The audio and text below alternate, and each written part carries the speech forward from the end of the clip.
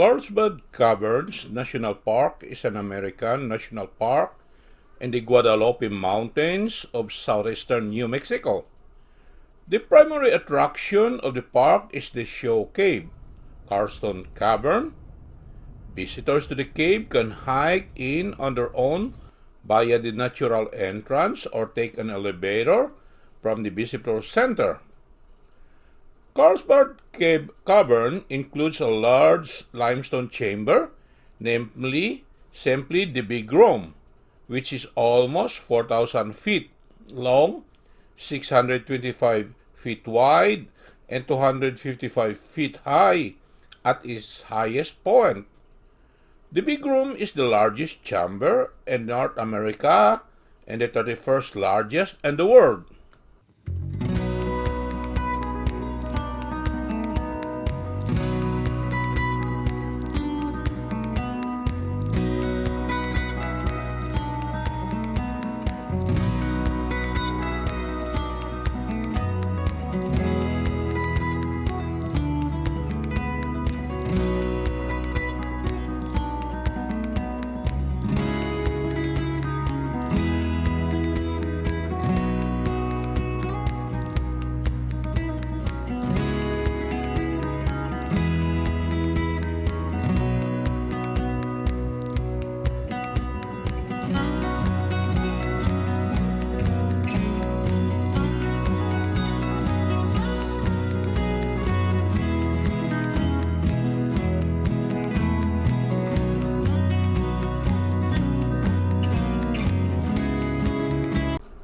The geologic story of Carlsbad Cavern began in 265 million years ago with the creation of a 400-mile-long horseshoe-shaped reef.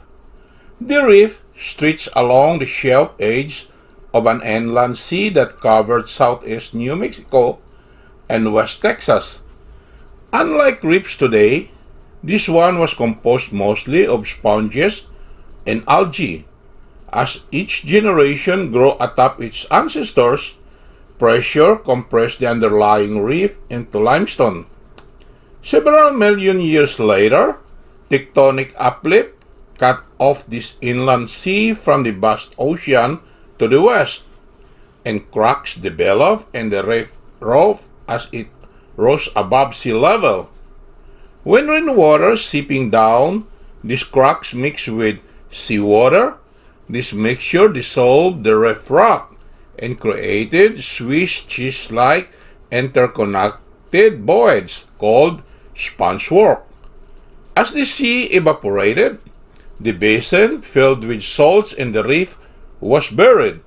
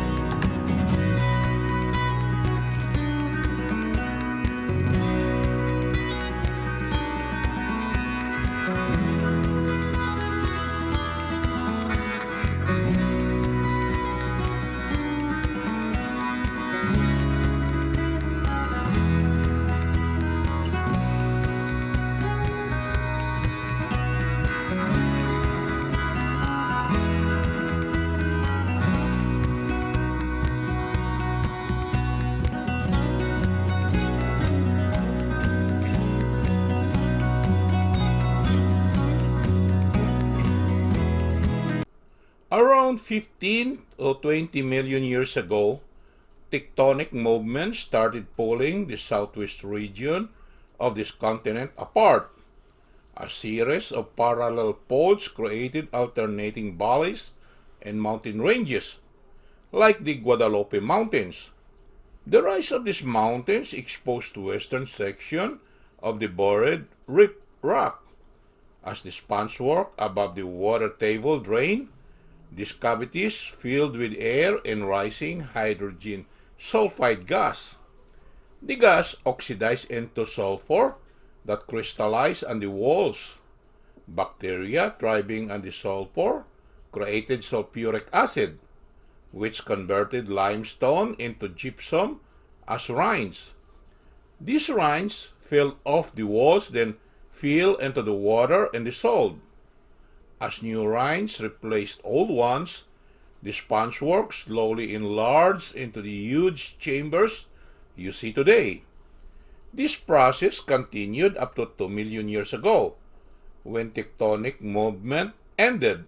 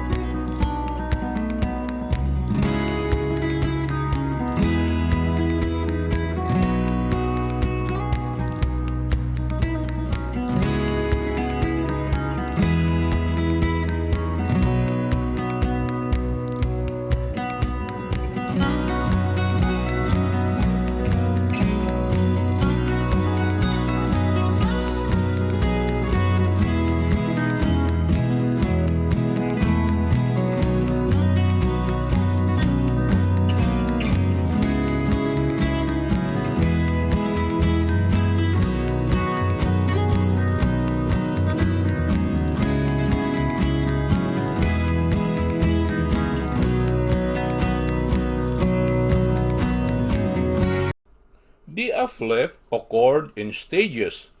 The water table, where horizontal cave development was occurring, remained at the same level as the Guadalupe Mountains uplifted. This means higher elevation caves are younger than lower elevation caves. Within Carlsbad Cavern, Bat Cave is older, which is 6 million years, than Lower Cave, which is 4 million years.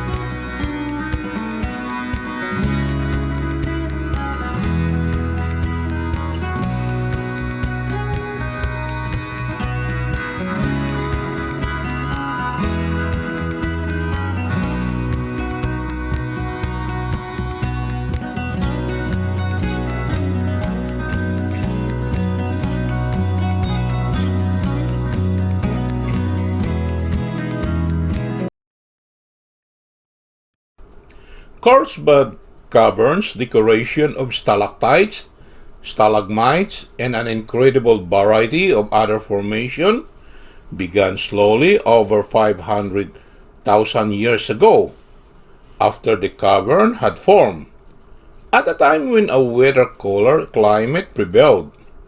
Creation of its formation depended on water that dripped down into the limestone bedrock and into the cave. Trickling downward, the water absorbed carbon dioxide gas from the air and soil, which formed a weak acid. This acidic water dissolved a little limestone and absorbed some of the basic ingredients needed to build most cave formation. The mineral calcite, once a drop of calcite-laden water, emerged in the cave. Carbon dioxide escaped into the cave air. No longer able to hold the dissolved calcite, the drop deposited its tiny mineral load as a crystal of calcite. Billions and billions of drops later, thousands of cave formations had taken shape.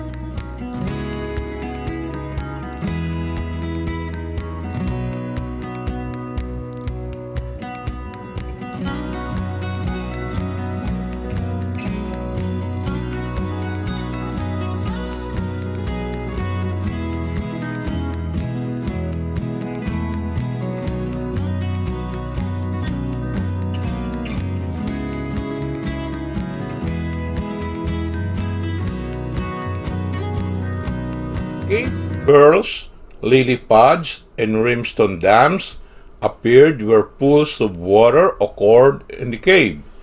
Like pearls from oyster, cave pearls develop as layers of calcite built up around a grain of sand or other tiny object.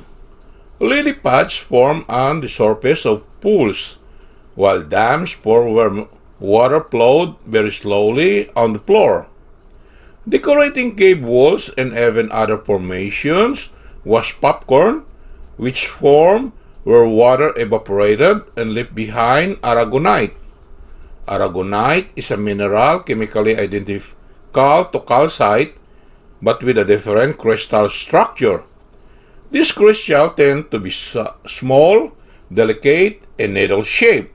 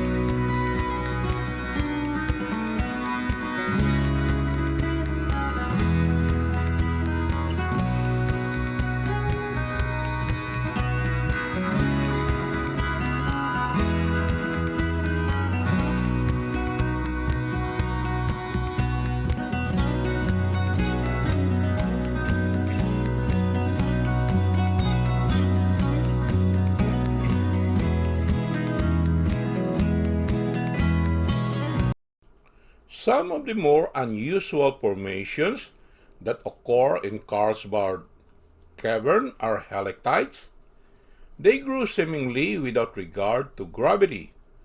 Their twisting shapes are governed by crystal shapes, impurities, and the force of water under pressure.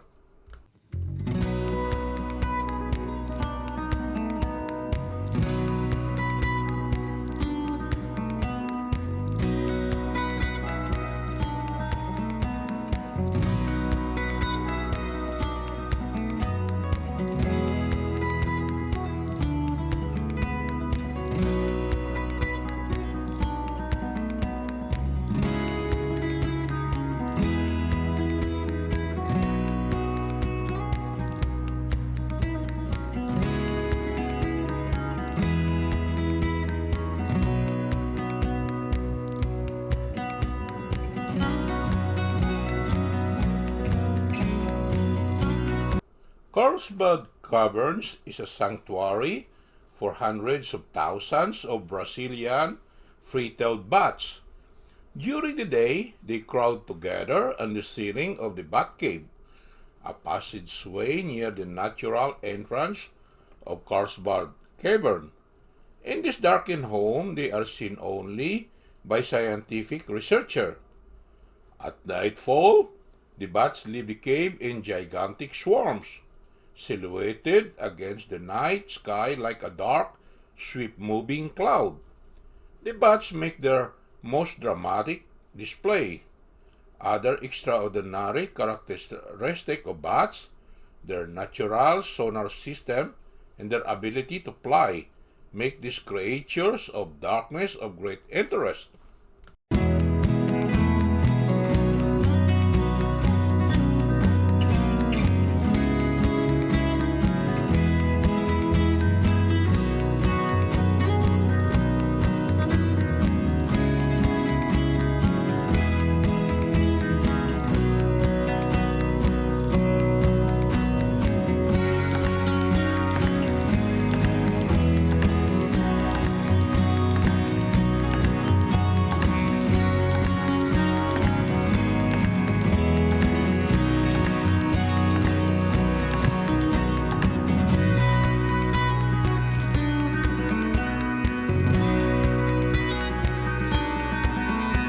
As many as 7 types of bats may roast in Carlsbad Cavern.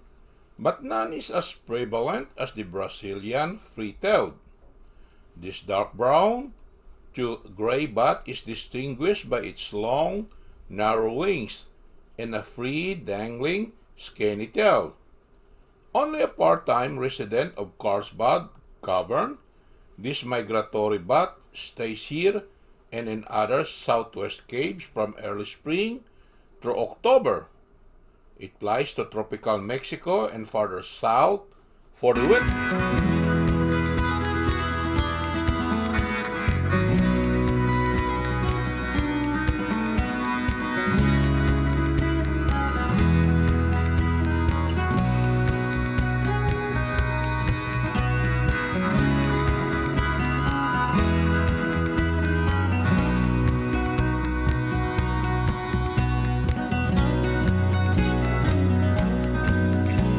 Like most species of bats, Brazilian free-tailed bats navigate and locate their prey by emitting ultra-high frequency sounds known as echolocation.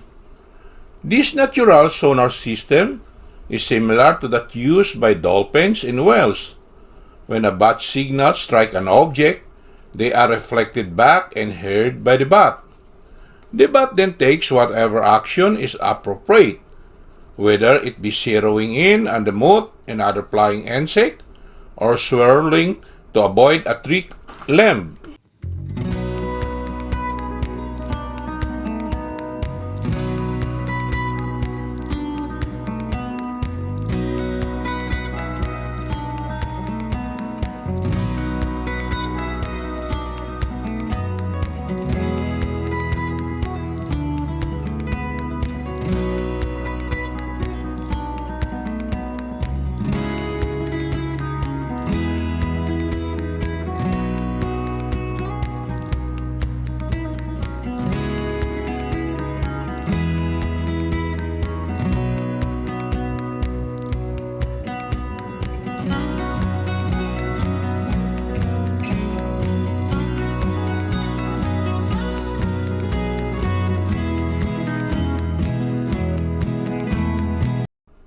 A detached part of the park, Rattlesnake Springs picnic area, is a natural oasis with landscaping, picnic tables, and wildlife habitats. As a wooden riparian area in the desert, it is home to a remarkable variety of birds. Over 300 species have been recorded. About 500 species have been recorded in the whole state of New Mexico. Rattlesnake Spring is designated a historic district on the National Register of Historic Places. The National Audubon Society has designated Rattlesnake Springs an important bird area, or IBA. The natural entrance to the caverns is also an IBA because of its colony of cave swallows, possibly the world's largest. Antibiotic-resistant bacteria have been discovered in the isolated and little visited Lichugela cave within the park.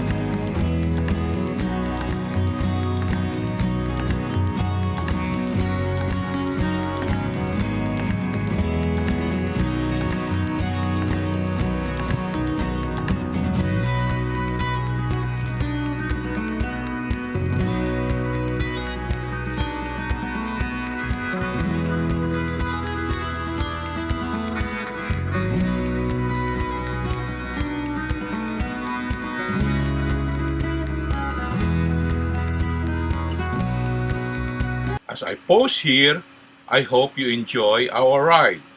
Don't forget to watch my next episode and please hit the red subscribe button below for it means so much for me. Until next time, thank you so much.